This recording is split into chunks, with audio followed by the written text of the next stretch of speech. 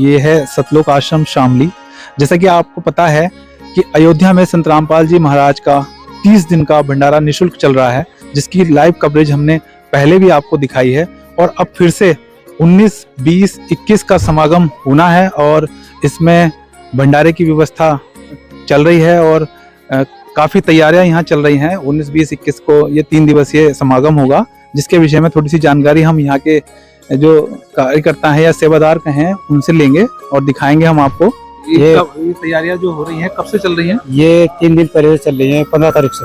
15 तारीख से 15 तारीख से तैयारियां चल रही हैं। महाराज गरीबदास जी का बहुत दिवस है। उनको परमात्मा आश्रम मिले थे, अगर उनको ज्ञान मिला था जी। और उनके लिए 19, 20, 21, 3 दिन का विशाल भंडारा है।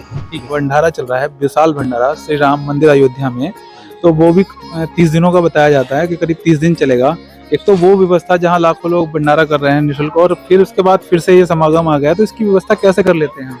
ये संत रामपाल जी महाराज पूर्ण परमात्मा को उतारे हैं। वो पूर्ण परमात्मा मतलब कि अपनी व्यवस्था अपने आप करवा रहे हैं। परमात्मा अपने बच्चों के माध्यम से करवा रहे हैं पूरी व्यवस्था, और वो वहीं से बैठे बैठे सारा सिस्टम चला रहे हैं। हमारे बस की कुछ नहीं है, परमात्मा ही इसको चला रहे हैं सिस्टम को। और परमात्मा अयोध्या में भी भंडारा करवा रहे हैं और पूरे वर्ल्ड को ही परमात्मा ने आमंत्रित कर रखा है। सभी आके यहाँ पे भंडारा कर सकते हैं। पूरे परमात्मा का भंडारा है ये, और मालिक सभी आश्रमों में और अयोध्या में भी भंडारा करवा रहे हैं। अच्छा, कितने आश्रम है?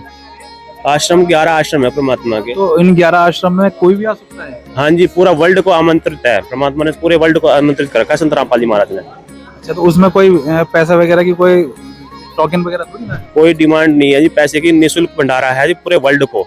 तो ये कब, जो हमारे दर्शक देख रहे हैं, अगर वो आना चाहें इस भंडारे में तो वो कैसे आ सकते हैं? वो जी हमारे जो सतलोक आश्रम के नंबर हैं उन पे गूगल पे या नेट पे कभी भी सर्च कर सकते हैं संत रामपाल जी महाराज के आश्रमों के नंबर, और वो उन नंबरों पर संपर्क करके, और जो है नज़दीकी जो आपका आश्रम पड़ेगा उसमें जो है आप एड्रेस लेके और आप आ सकते हो जी।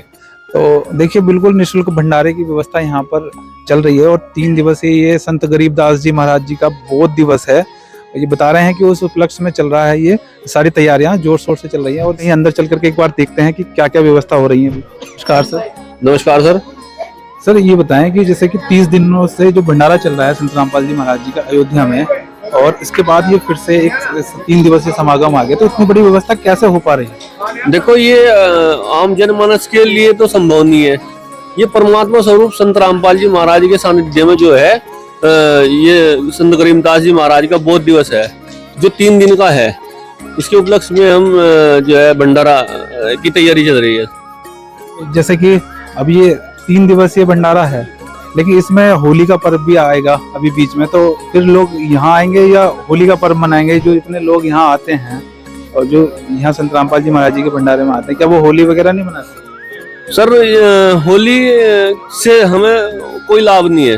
होली का पर्व हम नहीं मनाते हैं, लेकिन संत रामपाल जी महाराज के ने जो ज्ञान दिया है उसके हिसाब से जो संत गरीबदास जी महाराज का बोध दिवस है वो हमारे लिए बहुत जरूरी है। सारे भगत जितने भी हैं बोध दिवस में आएंगे।